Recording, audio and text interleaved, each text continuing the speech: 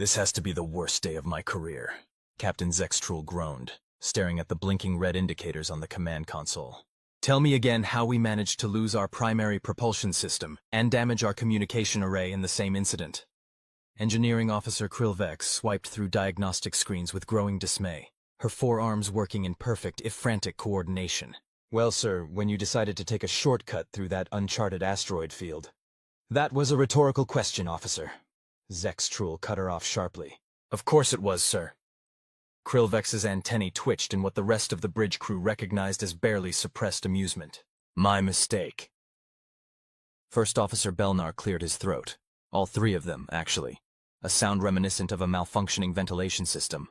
Captain, we have identified a planetary system approximately 0.7 light jumps from our current position. Initial scans suggest technological capability, though at a rather primitive level.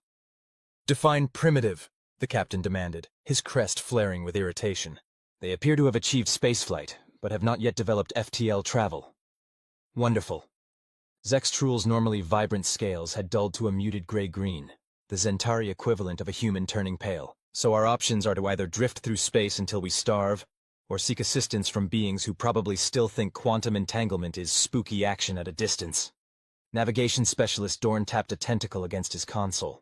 If I may, sir. Our scans indicate they've established several orbital platforms and a small colony on their nearest satellite. Their technology may be sufficient for basic repairs. The captain's inner eyelids slid closed and open, a sign of deep contemplation. When he spoke, his voice had taken on the resigned tone of someone accepting the inevitable. Plot a course for this... what is it called? They call it Earth, sir. And themselves humans. Humans. The captain rolled the word around in his mouth like a particularly dubious morsel of food. Well, I suppose beggars can't be choosers. Engage auxiliary thrusters, minimal power. Let's hope these humans are at least hospitable. Contrary to popular sci-fi tropes, the Galactic Federation did not, in fact, exist. There was no grand alliance of species spanning the cosmos. No council of enlightened beings making decisions for the greater good of all sentient life. What did exist was a loose collection of trading agreements, non-aggression pacts, and shared technological standards that allowed different species to interact without immediately trying to annihilate each other. It was into this disorganized cosmic community that humanity was about to make its unexpected debut. All because Captain Vkr'lak had decided that regulations about navigating asteroid fields were suggestions rather than critical safety protocols. The Zentari vessel, officially designated as the Stellar Voyager, though its crew affectionately called it the Wandering Mistake, limped toward Earth's orbit at a pace that would make a garden snail seem positively sprightly in comparison. We're being hailed, Communications Officer Tez announced, her bioluminescent facial markings flashing with surprise. Audio and visual transmission using... Is this right? Radio waves? Like I said, Belnar muttered. Primitive. The captain straightened his ceremonial collar, a habit from his academy days. On screen, officer. The main view screen flickered to life, revealing a human face.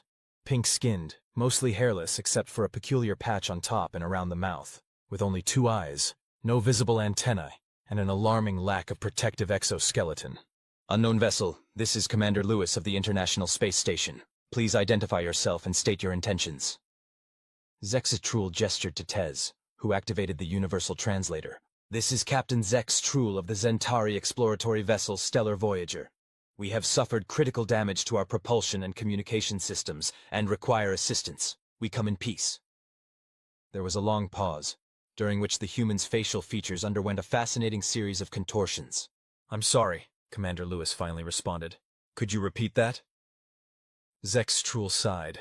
It was going to be a very long day. So let me get this straight, said Director Vasquez, pacing the length of the hastily assembled conference room at NASA headquarters. We've got an actual alien spaceship in our orbit, requesting repair assistance, and they just stumbled across us by accident? That's the gist of it, ma'am, replied Dr. Thompson, who hadn't stopped grinning since the news broke. Apparently their captain took a shortcut through an asteroid field and now they're our problem, the director finished. Just perfect. What do we know about these Zentari? Dr. Thompson flipped through his notes. Not much yet. Bipedal, reptilian features, scales instead of skin, 4 digits on each hand. They're sending us technical specifications now, but their data protocols are Well, let's just say there's a bit of a learning curve. What about their technology? Weapons? Are they a threat? Based on initial communications, they seem peaceful. As for technology, they're significantly advanced compared to us. FTL travel for one. But their ship is currently operating at minimal capacity. They couldn't attack us even if they wanted to. Director Vasquez stopped pacing and stared out the window at the clear blue sky, somewhere beyond which an alien vessel was waiting. I've already briefed the President and the UN Security Council. The decision is unanimous. We offer assistance. Just like that? Dr. Thompson raised an eyebrow. Just like that, she confirmed. This isn't just about being good Samaritans, Doctor. This is our chance to make first contact, to establish relations with an interstellar species. The technological and scientific benefits could be incalculable. And if they turn out to be not so friendly after all? The director's expression hardened. Then we'll deal with that too. But I'm not about to turn away the first aliens to knock on our door just because they might have bad intentions. She turned to her assistant. Set up a direct communication link. I want to speak with this Captain Zextrul personally. Back on the wandering mistake, the crew watched in bewilderment as their captain engaged in diplomatic pleasantries with the human leader. Yes, Director Vasquez, we greatly appreciate your willingness to assist, Zextrul was saying, his scales shifting to a more pleasant blue-green hue. We understand this is an unprecedented situation for your species. Unprecedented is putting it mildly, Captain, replied the human, her expression unreadable to the Zentari crew. But we're prepared to offer whatever help we can. Our engineers are reviewing your specifications now. Vkr'lak leaned toward First Officer Belnar. Is it just me, or are they being suspiciously accommodating? She whispered. It does seem unusual, Belnar agreed. Most pre-FTL species would be panicking about now. Perhaps they simply recognize the benefits of interstellar cooperation, suggested navigation specialist Dorn, always the optimist. Vkr'lak snorted, a sound like sandpaper against metal. Or perhaps they're luring us into a false sense of security before they dissect us for scientific study. Such a cheerful perspective, officer, the captain remarked without turning around. Your confidence in our new acquaintances is truly inspiring. The engineering officer's scales flushed a mortified purple. She'd forgotten about the captain's exceptional hearing. We've arranged for a repair team to rendezvous with your vessel, Director Vasquez continued. They'll bring the necessary equipment and materials. However, we'd like to request that a delegation from your crew visit our planet's surface. Cultural exchange, if you will. Zextrul's inner eyelids blinked rapidly. I believe that could be arranged, Director. Though I must warn you, our physiological requirements are somewhat different from yours. We've prepared for that. Our xenobiology team has analyzed the biological data you provided, and has established suitable accommodations. Unless, of course, you breathe something exotic like methane or sulfur dioxide.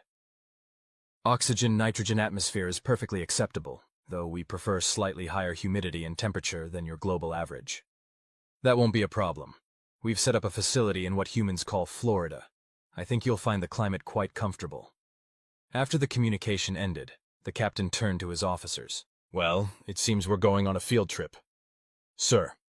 Belnar stepped forward, concern evident in his posture. Regulations clearly state that in first contact scenarios, minimal crew interaction is recommended until cultural compatibility can be established. The same regulations also state that captains shouldn't navigate through asteroid fields without proper shielding.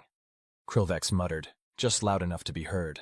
Zextrul chose to ignore this. Under normal circumstances, I would agree, First Officer. But these are hardly normal circumstances. Our ship is damaged, our resources limited, and these humans are offering assistance. Besides, he added with a flick of his tail, I'm curious about them. Curiosity isn't a sufficient reason to... I've made my decision, Belnar. You, Vkr'lak, and Dorn will accompany me to the surface. Tez and the remaining crew will stay with the ship and coordinate repairs with the human team. Belnar's crests flattened in resignation. Yes, Captain. Though I feel compelled to point out that this has all the makings of a terrible idea. Noted, First Officer. Your objection has been logged and summarily ignored. Now let's prepare for our excursion to Florida. The human transport vessel. A space shuttle, they called it, though it seemed woefully inadequate compared to Zentari technology, docked with the wandering mistake with surprising precision. The human repair team, clad in bulky environmental suits that made them look like awkward, bloated creatures, boarded with evident excitement and not a small amount of trepidation. Meanwhile, Captain Zextrul and his 3 chosen officers prepared to board the shuttle for their journey to Earth's surface.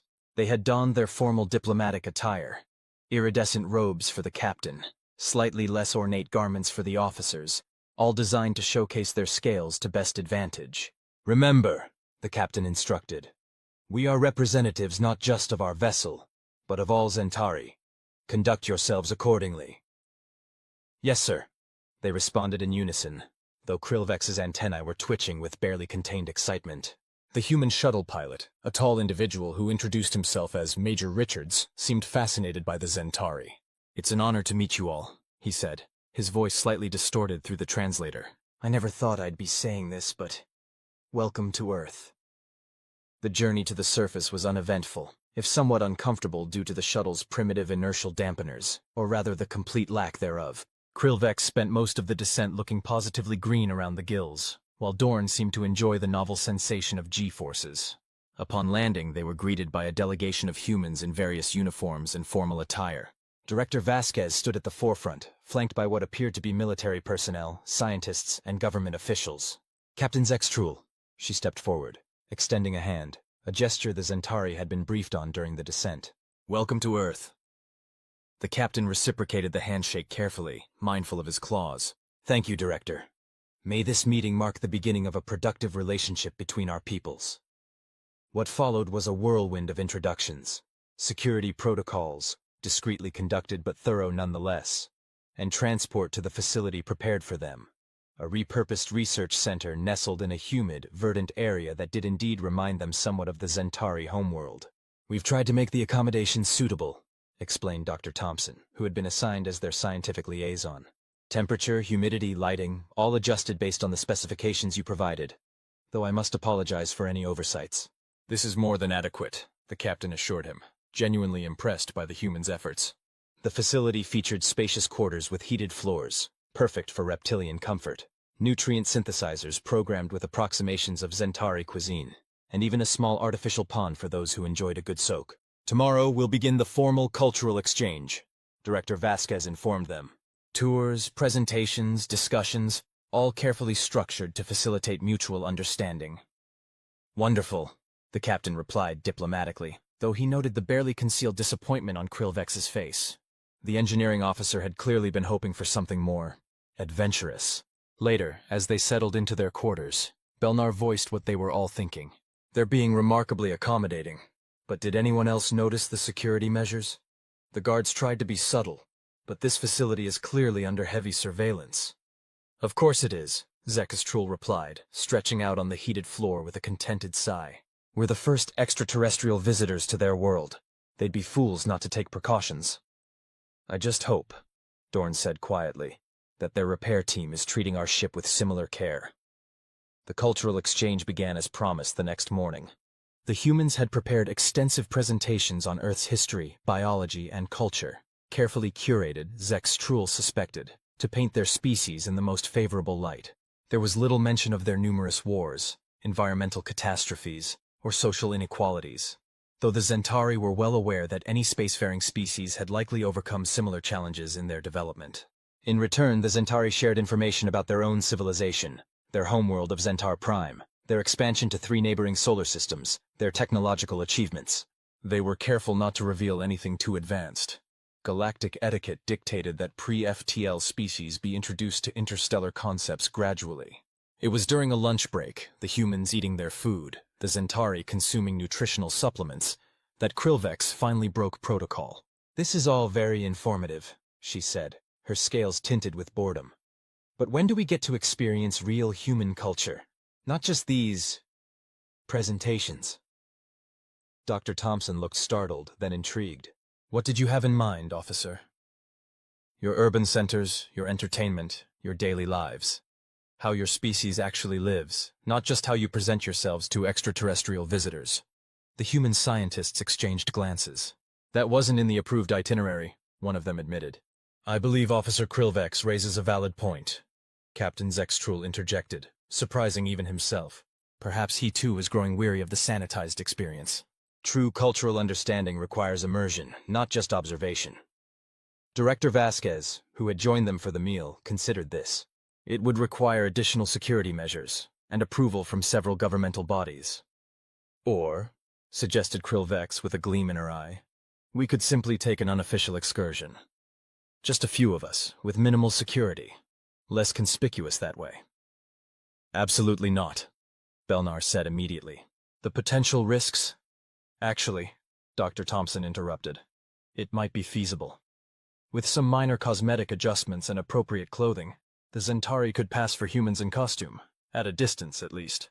We could claim they're performers for a science fiction production. Director Vasquez raised an eyebrow. And if someone gets too close and realizes they're not in costume? Florida has seen stranger things, Thompson replied with a shrug. Besides, half the population would assume it's just incredibly good special effects. And so it was that Captain Zextrul, Engineering Officer Vkr'lak, and a very reluctant First Officer Belnar found themselves disguised in loose-fitting human clothing, wide-brimmed hats, and sunglasses, being driven toward the nearest urban center by Dr. Thompson and a single discreetly armed security officer. This, Belnar muttered, is going to end badly. This, declared Vkr'lak several hours later, is the most fun I've had in all my orbital cycles. The Zentari trio, along with their human escorts, were seated in what Dr. Thompson had called a theme park. Specifically, an outdoor dining area within one, where they could observe human recreational activities while attracting minimal attention. Despite Belnar's dire predictions, their disguises had proven remarkably effective. The few humans who noticed their unusual appearance simply assumed they were performers from one of the park's many attractions. A few even requested photos with them, a concept that had required some explanation but which the captain had graciously accommodated. I must admit, Zextrul said, watching a group of human younglings excitedly exiting a ride. There is something refreshing about how they approach entertainment. So physical, so visceral. Their entire species seems to operate that way, Belnar observed, still maintaining his role as the voice of caution but noticeably more relaxed than earlier. They compensate for their biological limitations with remarkable technological ingenuity. Dr. Thompson, who had been listening to their conversation through the translators, smiled. We make do with what we have. Though I'm curious, what do Zentari do for recreation? Primarily mental exercises, the captain explained. Simulations, mathematical competitions, strategic games. Physical recreation exists, but it's generally less energetic. Makes sense, the security officer commented, speaking up for the first time. Different physiological needs, different forms of entertainment. Their conversation was interrupted by a commotion nearby. A small human child had wandered away from their guardian and was now standing directly in front of Vkr'lak, staring with unabashed curiosity. Your costume is amazing, the child said, reaching out a hand. Can I touch your scales? Before any of the adults could intervene, Vkr'lak bent down to the child's level. Careful, she said gently, extending one arm. They're quite sensitive. The child's fingers brushed against the iridescent scales, eyes widening with delight.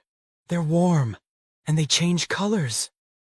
Yes, they do, Vkr'lak confirmed, her scales rippling from their disguised muted brown to a pleased violet before she caught herself and restored their camouflage. Different colors mean different things. Like what? Well, this color, she allowed a patch on her arm to shift briefly to a bright gold, means I'm happy. And this, the scales flickered to a deep blue, means I'm thinking about something interesting. Ava, there you are! A frantic adult human rushed over, grabbing the child's hand. I'm so sorry, they apologized to the group. She just disappeared. No harm done, Zextrul assured them. Your offspring is merely curious. The parent seemed momentarily thrown by his formal language, but quickly recovered. Great costume, by the way. Very realistic. Are you with the new science fiction experience they're launching? Something like that, Dr. Thompson interjected smoothly. Just taking a break. After the humans departed, Belnar fixed Vkr'lak with a stern look. That was reckless. It was harmless, she countered. The child thought it was a costume, as did the parent. And besides, her scales briefly flickered to that warm gold again. It was nice to interact directly. The captain found himself agreeing. There was something unexpectedly rewarding about these unscripted interactions, about experiencing human culture firsthand rather than through carefully prepared presentations. As if reading his thoughts, Dr. Thompson leaned forward. You know, if you're interested in real human experiences, There's something happening tonight that might appeal to you. A local cultural event. Music, food, community gathering. Much more authentic than this commercial entertainment. That sounds intriguing, the captain admitted, though I suspect Director Vasquez would not approve of extending our unofficial excursion. Thompson grinned. What she doesn't know won't hurt her. Besides, the whole point of this exchange is to understand each other, right? Can't do that from inside a sterile facility. Zextrul looked at his officers. Krillvex was practically vibrating with enthusiasm, her antennae twitching hopefully. Even Belnar seemed resigned rather than opposed. Very well, Doctor. Lead the way. The local cultural event turned out to be what the humans called a street festival. A vibrant, chaotic celebration taking place in the heart of the urban center as night fell. The streets were closed to vehicular traffic, filled instead with temporary structures offering food, beverages, crafts, and various forms of entertainment. Lights were strung overhead, casting a warm glow over the proceedings, and music, loud, rhythmic, and utterly foreign to Zentari sensibilities, filled the air. This is overwhelming, Belnar commented, his sensory crests partially retracted to reduce the auditory input.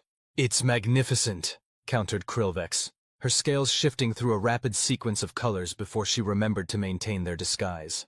Dr. Thompson guided them through the crowd, which was so diverse and colorfully attired that the Zentari's appearance, even with their minimal disguises, hardly warranted a second glance.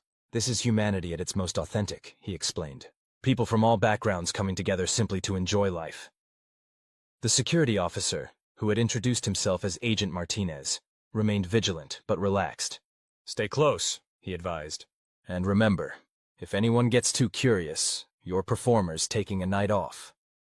They sampled human food, finding most of it indigestible but fascinating in concept, observed various artistic displays, and watched in bewilderment as humans moved rhythmically to music in what Thompson called dancing. It's a form of social bonding, he explained. And expression. The movements correspond to the emotions the music evokes. Fascinating, the captain murmured, watching a group of humans performing a particularly energetic dance sequence. Our species has nothing comparable. Would you like to try it? Krillvex asked eagerly. Absolutely not, Belnar interjected before the captain could respond. Our physiological differences alone would make it impossible, not to mention the risk of... His objection was cut short by a sudden downpour, rain cascading from the previously clear sky with an intensity that sent humans scurrying for shelter. Except, the Zentari noticed, not all humans were seeking cover. Some remained in the open, faces turned upward, arms outstretched. What are they doing? Zextrul asked, puzzled. Dancing in the rain, Thompson replied with a smile. Some humans find it liberating. The Zentari exchanged glances. On their homeworld, rain was a precious, celebrated event. Their desert climate made water a valuable resource. But here, on this water-rich planet, humans treated it as either an inconvenience or, apparently, an opportunity for further recreation. Before anyone could stop her, Krillvex stepped out from under their shelter, tilting her face toward the downpour.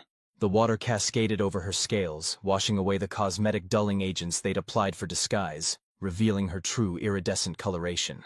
Officer Krillvex, Belnar hissed. Return immediately! But she either didn't hear or chose to ignore him, instead spreading her arms wide in an unconscious mimicry of the humans around her. Her scales rippled with pleasure, shifting through colors too rapidly to track. Gold, violet, azure, emerald. A natural light show that immediately caught the attention of nearby humans. Is she glowing? One of them asked, staring in obvious wonder. Advanced costuming, Agent Martinez said quickly. Very expensive, but it was too late for such excuses. A small crowd had gathered, watching in fascination as Krillvex, overcome by the simple joy of rain on scales, began to move in a sinuous, distinctly non-human dance.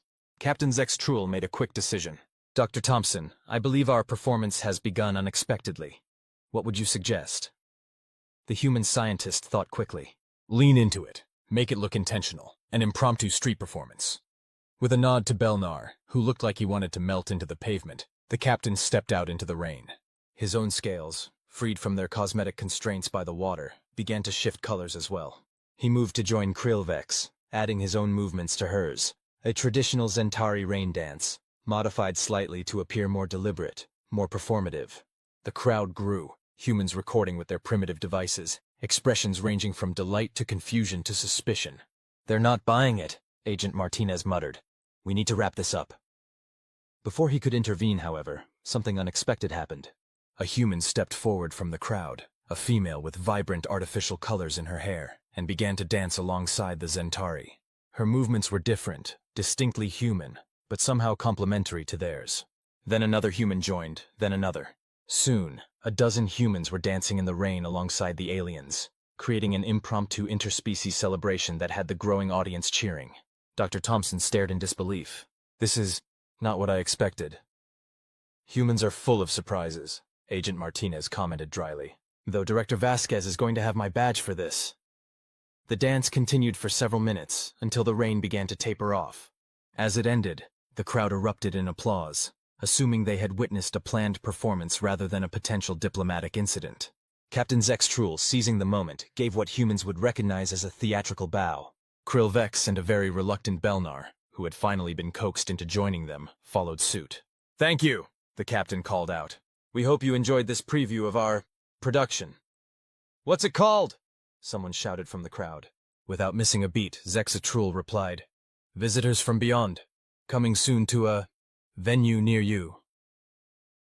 As the crowd dispersed, many still recording and discussing the performance, Dr. Thompson hurried the Zentari toward their transportation.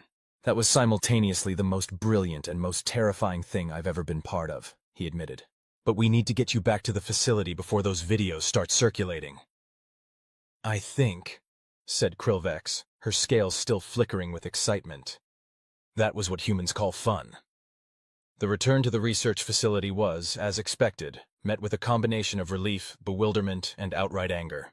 Unauthorized excursion, compromise of disguise protocols, direct interaction with the general population. Director Vasquez listed off their transgressions, pacing the conference room where the Zentari had been sequestered upon their return. "Do you have any idea of the potential consequences?" "With respect, Director," Captain Zextrul replied, his scales a contrite blue-gray. "The incident, while unplanned, appears to have been interpreted as entertainment rather than first contact. The humans present believed it to be a performance.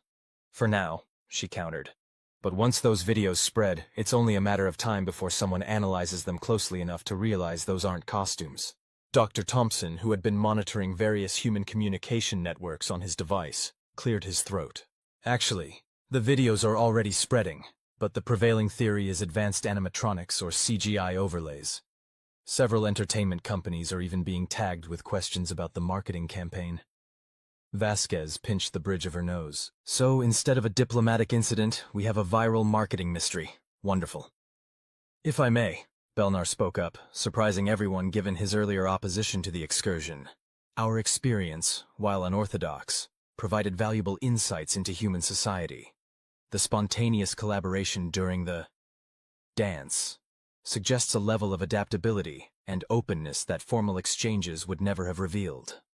"Officer Belnar is correct," Vkr'lak added. "We learned more about humans in those few hours than in days of presentations.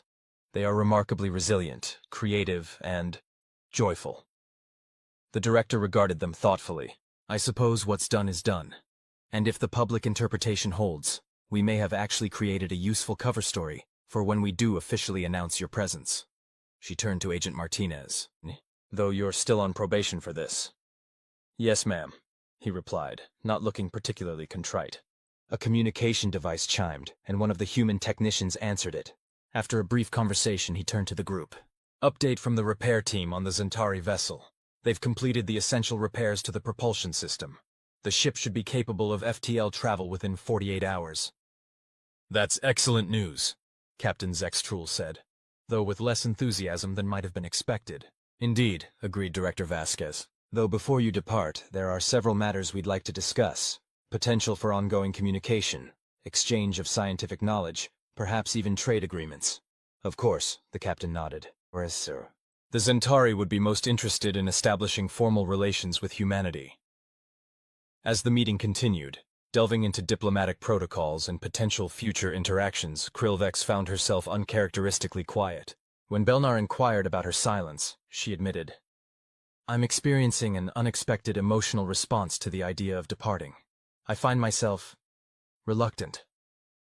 "You've formed an attachment to the humans," Belnar observed not unkindly. "Not just to them, but to their approach to existence. There's a vibrancy, a chaotic energy to how they live that's invigorating. You preferred dancing in the rain to repairing quantum engines, he asked. His tone, both have their merits, she replied with a flicker of amusement across her scales. But yes, I think perhaps I did. The next day brought further cultural exchanges, though now with a decidedly less formal atmosphere. The human scientists, inspired by the previous day's events, had adjusted their approach, focusing on everyday aspects of human life, rather than academic overviews. They introduced the Zentari to human music, art, literature, and cuisine. The latter still mostly indigestible but fascinating from a cultural perspective. They discussed human relationships, family structures, recreational activities, and spiritual beliefs, the messy, complicated aspects of humanity that made them who they were. In return, the Zentari shared more personal insights into their own lives. Zex's speaking of his homeworld's desert landscapes, Belnar explaining Zentari family units with their complex hierarchies, Dorn, who had remained at the facility during the incident, demonstrating traditional navigation songs used to teach younglings about star patterns. Vkr'lak, for her part, found herself in deep conversation with a human engineer about the intersection of creativity and technical problem-solving, a concept that transcended species boundaries. It's fascinating, the human engineer, Dr. Lee, commented. Despite our completely different evolutionary paths, we approach mechanical challenges in remarkably similar ways. Perhaps certain principles are universal, Vkr'lak suggested. Though I find your species' tendency to create mechanical solutions that mimic biological processes particularly intriguing. Biomimicry. Dr. Lee nodded. We look to nature for inspiration. Though I imagine with your technology you've moved well beyond such primitive approaches. Not at all, she countered. Advanced technology doesn't necessitate abandoning biological inspiration. If anything, greater understanding of natural processes allows for more elegant technological solutions. She hesitated, then added, in fact, our FTL drive system is based on principles derived from a deep-sea creature on our homeworld, a being that manipulates local space-time through bioelectric fields to capture prey. Dr. Lee's eyes widened. You're saying your faster-than-light travel was inspired by a fish? More like what you would call a jellyfish, but essentially, yes. That's incredible. And you're allowed to share this information? Vkr'lak's scales flickered with mild embarrassment. Technically, no, but the principle itself isn't classified, just certain applications of it. And besides, she added with a color shift that equated to a human smile, after yesterday's rain dance, I think we've moved beyond strict adherence to protocol. On the morning of their scheduled departure, Captain Zex'trul stood on an observation platform at the research facility, watching a spectacular Earth sunrise. The sky blazed with colors that reminded him of Zentari scales. Oranges, pinks, golds, all reflected in the water of the nearby ocean. He had come to appreciate this planet far more than he had anticipated when their damaged ship first limped into its orbit. What had begun as a simple need for repairs had evolved into something much more significant, the beginning of a relationship between two very different species. Indeed, the captain agreed. On Zentar Prime, our binary star system creates different lighting effects, more purples and deep crimsons. But there's something particularly striking about Earth's single sun and its interaction with your atmosphere. Vasquez smiled. I've been meaning to ask, what will your report say about us, about humanity? The captain considered the question carefully. That you are a paradoxical species, simultaneously chaotic and orderly, primitive and innovative, cautious and recklessly bold. That despite having only recently achieved spaceflight, you display remarkable adaptability and an almost alarming level of technological progress. He paused, scales shifting to a warmer hue. I will also note that humanity possesses qualities that many more advanced species would do well to emulate. Curiosity without bounds, resilience in the face of limitations, and a capacity for joy that is quite extraordinary. The trio made their way to the facility's main research area, where a crowd of human scientists and Zentari crew members had gathered around a central workstation. Dr. Thompson was at the center, engaged in animated discussion with Belnar and Dorn. What's happening? Director Vasquez demanded as they approached. Dr. Thompson looked up, his expression a mixture of excitement and disbelief. We were reviewing the repair logs from your ship and noticed something interesting about your FTL drive system. Remember our conversation about biomimicry? Vkr'lak interjected. Well, it seems humans don't just mimic biological systems, they improve upon them. Belnar stepped forward, his usual caution temporarily forgotten. The human repair team didn't just fix our propulsion system, they enhanced it. Their modifications to the quantum field generator have increased efficiency by 27.3% and reduced space-time distortion by nearly half. That's not possible, Captain Zextrul said, his scales flashing in disbelief. Our engineers have been refining that system for generations. Apparently, Dr. Lee said, joining the conversation, nobody told us it couldn't be improved. We just applied some principles from our theoretical physics and made a few adjustments. A few adjustments? Vkr'lak's antennae twitched with what the humans now recognized as amusement. They completely redesigned the field harmonization matrix and introduced a self-stabilizing feedback loop that none of our engineers ever considered. Director Vasquez looked stunned. Let me make sure I understand correctly. You're saying our team not only repaired advanced alien technology they'd never seen before, but actually improved it? Technology from a species that's had interstellar travel for centuries? Not just improved, Dorn added, excitement evident in his normally measured voice. Revolutionized. With these modifications, our journey home will take approximately 43% less time, with 38% less energy consumption. Captain Zextrul turned to Dr. Thompson, his inner eyelids blinking rapidly in the Zentari equivalent of astonishment. How? How did your engineers accomplish this when they've never even worked with FTL technology before? The human scientist shrugged. Fresh perspective, I suppose. When you're not bound by conventional thinking about a technology, you sometimes see possibilities that others miss. Plus, he added with a smile, humans have a particular talent for looking at something and immediately thinking, I bet I could make this better. There was a moment of silence as the implications sank in. Then Vkr'lak turned to her captain, scales pulsing with a vibrant, determined purple. Sir, I request permission to extend our stay on Earth to fully document these modifications and collaborate further with the human engineering team. I'd support that request, Belnar added, surprising everyone present. These innovations could revolutionize our approach to not just propulsion, but numerous other systems. Captain Zextrul looked from his officers to the human scientists, then to Director Vasquez, who was watching him with barely concealed hope. He thought about the remarkable species they had encountered, a species that shouldn't yet have had the capability to improve Zentari technology, and yet had done so almost casually. A species that danced in the rain simply for the joy of it. His decision was made. Director Vasquez, he said, his scales shifting to a formal diplomatic gold. It seems our brief repair stop has evolved into something much more significant.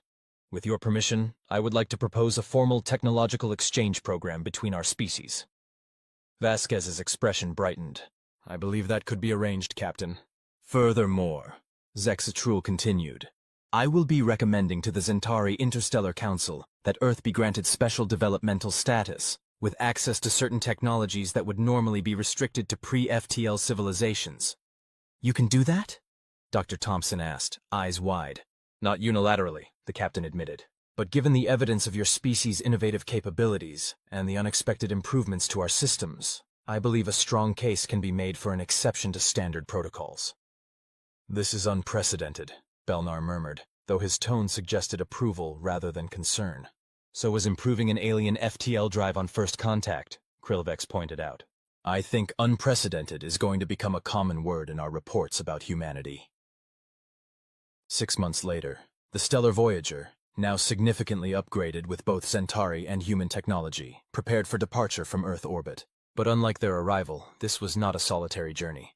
3 human vessels, equipped with newly developed FTL drives based on the collaboration between the species, would accompany them on the voyage to Zentar Prime.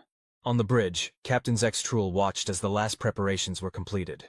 His crew had changed in subtle but significant ways during their extended stay on Earth. Vkr'lak had developed a passion for human music and could often be found experimenting with Earth instruments modified for Zentari anatomy. Belnar had become surprisingly adept at human diplomatic practices, even adopting certain human gestures to complement Zentari communication. Dorn had formed a close friendship with several human astronomers, collaborating on a comprehensive star mapping project. As for the captain himself, well, he had discovered a fondness for human literature, particularly their speculative fiction. There was something appealing about a species that spent so much time imagining encounters with alien life, long before they ever achieved the capability to meet them. Captain, transmission from Earth, Communications Officer Tez announced. It's Director Vasquez. On screen, he replied. The director's familiar face appeared, now as comfortable a sight as any Zentari colleague. Captain Zextrul, final clearance for departure has been granted. The human expedition fleet reports ready status. Thank you, Director. We are prepared to initiate the jump sequence at your command. Before you go, she said, her expression growing more serious, I wanted to personally thank you again for taking that shortcut through the asteroid field. The captain's scales rippled with amusement. I believe that's the first time anyone has thanked me for that particular decision. Sometimes the best outcomes come from the most unexpected mistakes, she replied with a smile. Safe travels, Captain. We'll be monitoring your progress and expecting regular updates from our expedition team. You'll receive them, he assured her. And Director? Perhaps when we return we can arrange another unofficial excursion. I never did get to try that human activity. What was it called? A roller coaster? It's a date, she promised. Vasquez out. As the transmission ended, First Officer Belnar approached the command chair. All systems report ready, Captain. The human vessels are in formation and awaiting your order. Zextrul looked around at his bridge crew, then at the view screen showing the beautiful blue planet that had changed them all so profoundly. Send to all vessels, he instructed. Initiating jump sequence in 5 standard units, and add a personal message to the human ships. He paused, scales shifting to a warm gold tinged with the violet of anticipation. Welcome to the stars, humanity. The galaxy will never be the same. As the stellar Voyager engaged its improved FTL drive, creating the familiar yet somehow enhanced distortion in spacetime, Captain Zextrul reflected on the remarkable chain of events that had led to this moment. What had begun as a simple need for repairs had indeed given them so much more. New technology, new allies, and new perspectives. And somewhere in the vast expanse of the galaxy, other species were about to discover just how unpredictable, innovative, and fundamentally game-changing humans could be when given access to the stars. The cosmic status quo was, to put it in human terms, about to get thoroughly shaken up. Humanity had arrived on the galactic stage, and they were bringing roller coasters. Chote. End. Beautiful, isn't it? Director Vasquez joined him at the railing. No matter how many I see, sunrises never get old. The captain's scales shifted to a contemplative blue-green. My crew would say I've grown sentimental in my old age, but I find myself reluctant to leave. So file a delayed departure request, Vasquez suggested with a hint of mischief. Claim you need additional time to verify the repairs. Bureaucracy works the same across the galaxy, I imagine. Zextrul's inner eyelids blinked in amusement. Director Vasquez, are you suggesting I falsify official reports? I prefer to think of it as creative documentation, she replied with a wink. Besides, there's still so much we could learn from each other. Before the captain could respond, they were interrupted by the arrival of Vkr'lak, whose scales were pulsing with barely contained excitement. Captain! Director! You need to see this immediately! The engineering officer was practically vibrating, a datapad clutched in her upper hands while her lower ones gestured animatedly. What is it, officer? Zextrul asked, immediately alert. The humans, they've... She struggled to find words. It's best if I show you. You did what to the humans? Admiral Zork's 6 eyes widened simultaneously, a rare feat even for a Vexlorian with their independent ocular control. The fluorescent lighting of the Galactic Council's military headquarters buzzed overhead, momentarily drowned out by the silence that followed his question. Captain Vkr'lak, standing at rigid attention, cleared all 3 of his throats in sequence. We, may have accidentally declared war on them, sir. Accidentally. Declared. War. Each word from Zork landed like a meteorite. On the humans. Yes, sir. There was a miscommunication.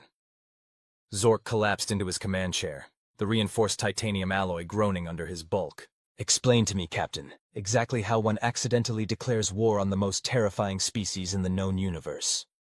Vkr'lak's skin shifted from its natural purple to an embarrassed mauve. It began with our diplomatic envoy to Earth, sir. They were supposed to deliver a formal greeting and invitation to join the Galactic Council. And they delivered an ultimatum instead. An ultimatum, Zork repeated flatly. Yes, sir. Ambassador Krax apparently used the wrong translation matrix. Instead of saying, "We hope to welcome you to the peaceful coalition of intelligent species," he said something closer to, "Surrender your planet or face annihilation." The Admiral's left upper appendage slammed against his control panel. Sweet galactic core. How does that even happen? Those phrases aren't remotely similar. It appears the ambassador was using an outdated translator that had been contaminated with Zergalian action movie dialogue. The humans, apparently, did not respond well to the threat. No, I imagine they wouldn't. Zork sighed, a sound like air escaping a punctured fuel line. What exactly was their response? Captain Vkr'lak produced a small holographic projector from his utility pouch. With trembling digits, he activated it. Above the device, the stern face of a human in military dress appeared, her expression terrifyingly calm. To the species that calls itself the Vkr'lak Empire, we have received your declaration of hostile intent against Earth and its colonies. Per Protocol 17 of the Human Defense Initiative, we are now in a state of war. You have 24 Earth hours to withdraw your forces from our space, or we will respond with appropriate measures. This will be our only communication on the matter. Admiral Daniels, out. The hologram flickered away, leaving the two aliens staring at the empty space where it had been. Computer, Zork said to the room at large. How much do we know about human warfare? The AI's smooth voice filled the chamber. Humans are classified as a death world species, evolved on a high-gravity planet with extreme climate variations and dangerous fauna. Their military doctrine is comprehensive, having been developed through approximately 15,000 years of continuous warfare among their own kind before achieving interstellar capabilities. Wonderful, Zork muttered. And their technology level? Officially categorized as Class 3 on the Galactic Standard Scale, although intelligence suggests this may be deliberate misinformation. Humans appear to possess weapons technology that exceeds their supposed developmental stage, including but not limited to kinetic energy weapons that can accelerate projectiles to near light speed, antimatter warheads, automated drone swarms capable of independent tactical decision-making, and something they refer to as Project Lazarus, that our intelligence has been unable to identify. Admiral Zork's complexion had shifted to a pale, sickly green. And how many warships do they have? Unknown. Human space consists of Sol system plus 16 confirmed colony worlds. Satellite surveillance has identified at least 347 military vessels of destroyer class or larger, but stealth technology may conceal others. And how many do we have, Captain? Zork turned to Vkr'lak. 73, Admiral, but only 52 are currently battle-ready. The silence that followed was deafening. Sir, Vkr'lak finally ventured. Perhaps we should consider a diplomatic solution. Explain the misunderstanding. They said it was their only communication on the matter, Zork reminded him. Humans are known for their... what's the word? Stubbornness? Offered Vkr'lak. I was going to say psychotic adherence to stated positions regardless of suicidal consequences. But yes, stubborn works too. The Admiral rubbed his face with one appendage. Computer, what options do we have for avoiding this conflict? Analyzing historical data, humans respond positively to 3 approaches. Sincere apologies accompanied by appropriate reparations, displays of overwhelming force that make resistance futile, or appeals to their sense of humor. Humor? Both aliens spoke simultaneously. Affirmative. Humans frequently diffuse conflict through a social ritual they call joking. It appears to be a form of aggression mitigation through absurdity. Zork and Vkr'lak exchanged glances. I don't think we have the force to overwhelm them, said the Admiral. And I don't think we understand their humor, added the Captain. Which leaves us with apologizing, Zork sighed again. Captain, prepare my fastest ship. I'm going to Earth personally to grovel before these primates and beg them not to exterminate us all. 20 hours later, Admiral Zork found himself in Earth's orbit, awaiting permission to dock at their space station. His communications officer had been trying to establish contact for the past 3 hours without success. Try again, he ordered, mandibles clicking nervously. Sir, they're responding! A human face appeared on the view screen. Different from the one in the hologram, this one male with darker pigmentation and features suggesting mixed genetic heritage. He wore what Zork recognized as a military uniform, though without visible insignia. This is Lieutenant Thompson of Earth Defense Force. State your purpose, Vkr'lak vessel. Zork stepped forward, drawing himself to his full height. I am Admiral Zork of the Vkr'lak Empire. I come in peace to speak with your leaders about the unfortunate misunderstanding that has occurred. The human's expression didn't change.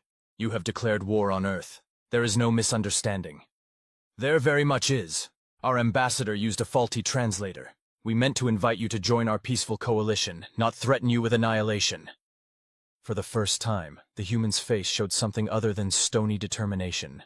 A slight raising of the eyebrows. You're saying this was all a translation error? Yes, exactly. Zork felt a surge of hope. We have absolutely no hostile intentions toward Earth or humanity. In fact, we've long admired your species from afar. Lieutenant Thompson's eyes narrowed. I'll relay your message to command. Stand by. The screen went dark. Do you think they'll believe us? Asked Captain Vkr'lak, who had insisted on accompanying his admiral on this potentially suicidal mission. They must, replied Zork grimly. The alternative is unthinkable. After 15 tense minutes, the communication channel reopened. This time, a different human appeared. Older, with silver-streaked hair and a face lined with experience. The insignia on her uniform was elaborate. Admiral Zork, I am Admiral Daniels of the Earth Defense Force. Zork recognized her as the human from the hologram. Admiral, thank you for speaking with me. As I explained to your lieutenant, this entire situation is a terrible misunderstanding. So I've been told, she interrupted. You're claiming your declaration of war was a translation error? Yes. Our translator was contaminated with dialogue from Zergalian action films. We meant to welcome you to the galactic community, not threaten you. Admiral Daniels' face remained impassive for several seconds. Then, to Zork's astonishment, her lips curved upward. You're telling me, she said slowly, that you accidentally threatened Earth with annihilation because your translator was filled with alien movie quotes? Yes, Zork nodded vigorously. That's exactly what happened. And then the human did something completely unexpected. She laughed. It started as a small chuckle, then grew into full-throated laughter that seemed to take even her by surprise. That, she finally said, wiping her eyes, is the most ridiculous thing I've heard in 30 years of military service. Zork didn't know how to respond. So, you believe us? I'm inclined to, yes. It would be a peculiar strategy to declare war, then immediately come to apologize with just one ship. She leaned forward. However, trust needs to be earned. I'll grant you and a small delegation permission to dock at EDF headquarters to discuss this matter further. Leave your weapons behind. Relief flooded through Zork's system. Thank you, Admiral. We accept your terms.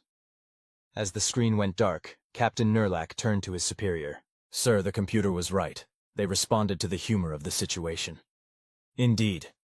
Zork shook his head in wonder. Though I failed to see what's funny about nearly starting an interstellar war. Perhaps that's why humans are so dangerous, mused Vkr'lak. They can laugh in the face of annihilation.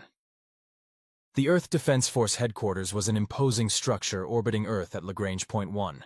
As Zork and his small delegation of 3 officers were escorted through its corridors, he couldn't help but notice the efficiency with which the humans operated. Everything was purpose-built, without the ornamental flourishes common in Vexlorian architecture. More disconcerting were the stares. Every human they passed stopped to observe the aliens, expressions ranging from curiosity to thinly veiled hostility. Zork had never felt more like a specimen in a laboratory. Their escort, Lieutenant Thompson, led them to a conference room where Admiral Daniels waited, along with several other humans in various uniforms and formal attire. Admiral Zork, she greeted, rising from her seat. Welcome to EDF headquarters. These are my colleagues from Earth's Unified Defense Council and Diplomatic Corps. Introductions were made all around. Zork tried to keep track of the human names but found them challenging with their many consonant clusters. Now, said Admiral Daniels once they were all seated, let's discuss this translation error in detail. For the next hour, Zork explained everything. The outdated translator, the contamination with movie dialogue, the Vexlorian Empire's genuine desire for peaceful relations. The humans listened attentively, occasionally asking pointed questions that revealed an unsettling level of knowledge about Vexlorian society. Finally, a human in civilian clothes, Director Fitzgerald of Earth Intelligence, as he had been introduced, spoke up. We've analyzed the linguistic patterns of both messages, and our experts confirm they could indeed be a mistranslation. However, that leaves us with a question. How do we proceed from here? Admiral Daniels nodded. Exactly. You've declared war, Admiral Zork. Even if by accident, that's not something we can simply ignore. I understand, said Zork, his mandibles clicking nervously. What would you consider appropriate reparations? The humans exchanged glances. Before we discuss that, said another civilian, Ambassador Turner, I'm curious why you specifically wanted Earth to join your Galactic Council. We're relatively new to interstellar travel compared to many species. It was a good question, and one Zork had been dreading. Truthfully, we need you. That got their attention. The galaxy is mostly peaceful now, but it wasn't always so. The Vkr'lak Empire was once expansionist. We conquered many worlds before we evolved beyond such aggression. But some species remember, and they harbor grudges. You have enemies, summarized Director Fitzgerald. Yes. The Drek Collective has been growing more hostile in recent years. They've rebuffed all diplomatic overtures and have been building up their military. Our intelligence suggests they're preparing for war. And you want humans to fight for you, said Admiral Daniels flatly. Zork's skin flushed with embarrassment. Not exactly. We hoped your reputation alone might serve as a deterrent. Humans are, well, you're infamous throughout the galaxy. Infamous? Echoed Lieutenant Thompson, speaking for the first time since the meeting began. You evolved on what most species would consider a death world. Your physical resilience is legendary. You can survive radiation levels that would kill most sentient species. You routinely ingest substances that would be considered toxic by galactic standards. And your military history... Zork shuddered. Let's just say that most intelligent species evolved beyond warfare before achieving spaceflight. Humans are unique in developing interstellar travel while still maintaining a substantial military.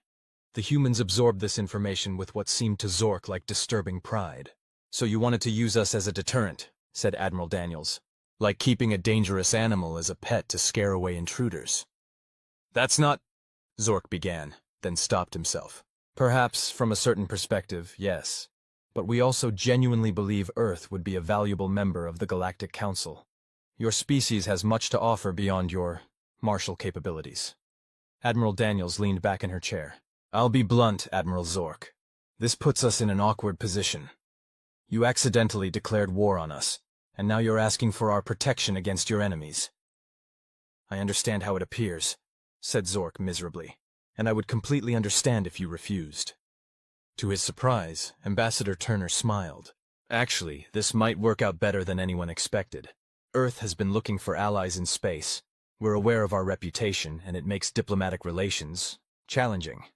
Director Fitzgerald nodded.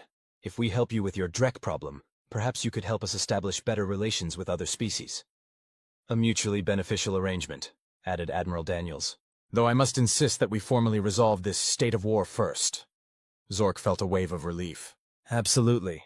Whatever you require. Good. Then let's draft a peace treaty, followed by a mutual defense pact. She smiled.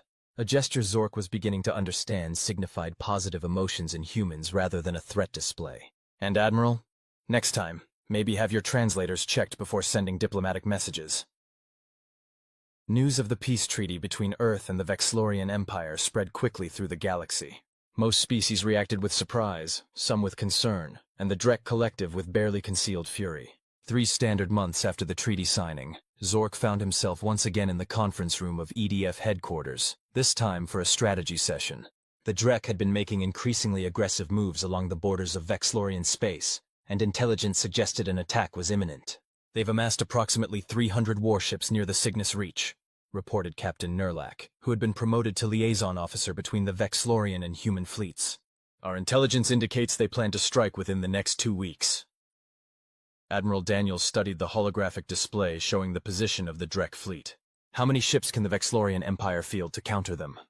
87, replied Zork grimly. We've been building more since our alliance, but shipyard production takes time.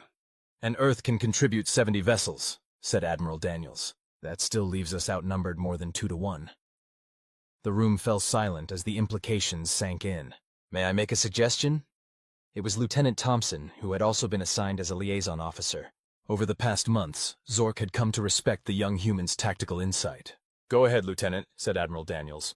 Thompson stepped forward, manipulating the holographic display. The Drek are expecting us to meet them at the Cygnus Reach with our combined fleets. That's a conventional approach, and it plays to their numerical advantage. What do you propose instead? Asked Zork. Asymmetric warfare. Thompson's eyes gleamed. The Drek have never fought humans before. They don't know our tactics, only our reputation. We can use that. For the next hour, Thompson outlined a plan so audacious that Zork's skin cycled through several shades of disbelief. When the lieutenant finished, the room was silent again, but this time with a different quality. Something Zork was learning to recognize as the human emotion of awe. "It's insane," said Captain Earthlings finally. "Exactly," replied Thompson with a grin. "That's why it will work." Admiral Daniels looked thoughtful. "The risk is considerable." "With respect, Admiral," said Thompson. "It's less risky than a conventional battle where we're outnumbered. And if it works, the Drek will think twice before threatening either of our species again." After another moment of consideration, Daniels nodded. "Very well. We'll present this to the full Joint Command tomorrow. If they approve, we'll begin preparations immediately." As the meeting adjourned, Zork pulled Lieutenant Thompson aside. "Your plan relies heavily on the element of surprise and the Drek's unfamiliarity with human tactics. But what if they've studied Earth's military history?" Thompson's smile was unsettling. "Admiral, even humans are surprised by what other humans do in warfare. The Drek don't stand a chance." The Drek Collective's Grand Admiral Vkr'lak stood on the bridge of his flagship, the Inevitable Conquest, and observed with satisfaction as his fleet assembled for the final jump to Vexlorian space. "Status report," he demanded of his executive officer. "All ships report ready, Grand Admiral. 312 vessels, fully armed and crewed. The Vexlorians have managed to gather only 90 ships at the Cygnus Reach." "Excellent." Vkr'lak's mandibles clicked with pleasure. "And what of their new allies, these humans?" "Intelligence reports 70 Earth vessels have joined the Vexlorian fleet. They appear to be following conventional defensive formations." "How disappointing. I had hoped these supposedly fearsome humans would provide more of a challenge." The Grand Admiral settled into his command chair. "No matter. We will crush them all the same, and demonstrate to the galaxy what happens to those who oppose the Drek Collective." His executive officer hesitated. "Sir, our intelligence on human warfare capabilities is limited.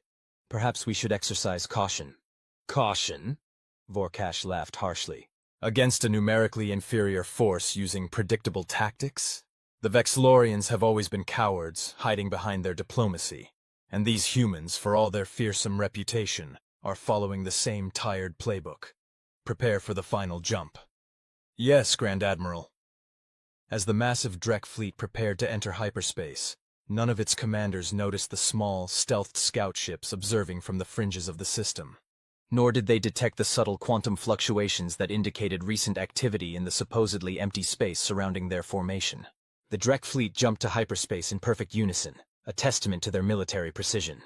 They emerged at the coordinates of the Cygnus Reach, weapons charged and shields at maximum. Before them lay the combined Vexlorian human fleet, arranged in a standard defensive formation just as intelligence had reported. Grand Admiral Vkr'lak allowed himself a moment of satisfaction before opening a channel. "Attention, Vexlorian and human forces. This is Grand Admiral Vkr'lak of the Drek Collective. You are outnumbered and outgunned.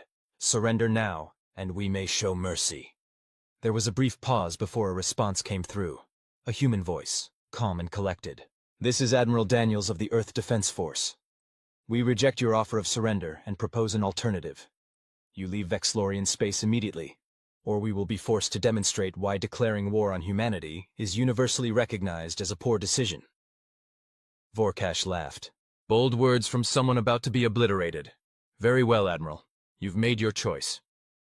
He cut the transmission and turned to his tactical officer. "Target their command ships and fire on my mark." "Sir," his sensor officer interrupted urgently. "I'm detecting unusual readings from everywhere." "Explain," demanded Vkr'lak. "Multiple quantum signatures activating around our fleet.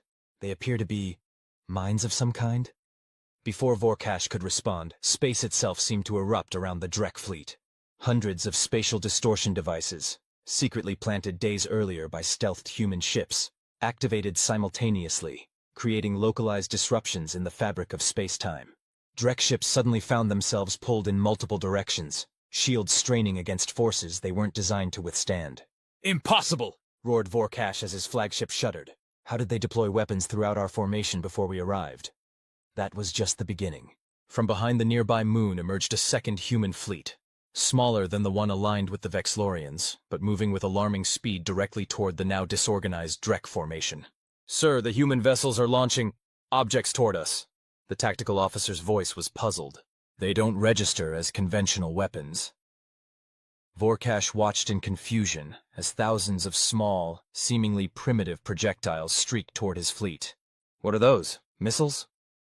No, sir. They appear to be kinetic penetrators, but they're so small. The officer never finished his sentence. The small projectiles were RAASP units, relativistic automated assault penetration devices, a human weapon that accelerated tiny, dense projectiles to near light speed. When they hit the Drek ships, physics did the rest. Each impact released energy equivalent to a tactical nuclear weapon, bypassing shields designed to stop energy weapons rather than physical objects. Dozens of Drek vessels erupted into fireballs within seconds. "Evasive maneuvers!" screamed Vkr'lak. "Return fire!" But the Drek fleet, caught in the spatial distortion field and under attack from weapons they had never encountered, struggled to coordinate.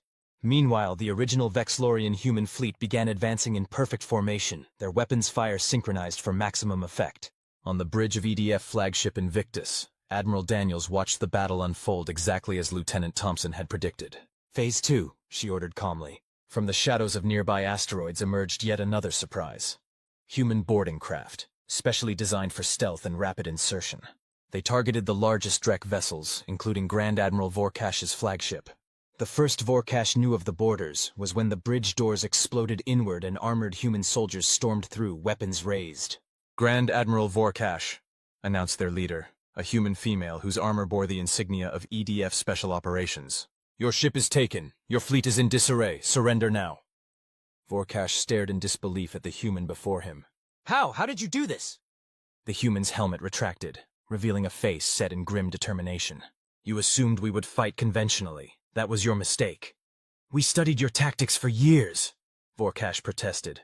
Your intelligence told you what we wanted you to know." The human stepped closer. "Humans have been practicing deception in warfare for thousands of years. Now your decision. Surrender, or we continue this demonstration." On the tactical displays that still functioned, Vkr'lak could see his once proud fleet in chaos. Nearly a third of his ships were already destroyed or disabled.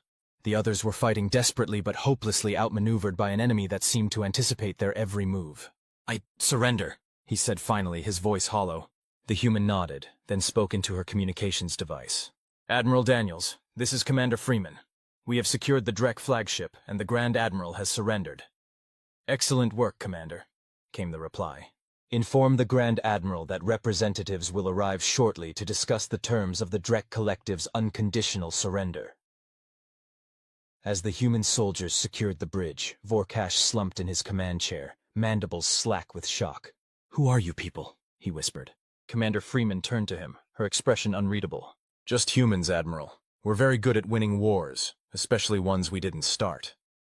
One standard year later, Admiral Zork stood in the newly constructed Galactic Council chamber on Earth, watching as representatives from 27 species, including the recently admitted Drek Collective, debated trade regulations.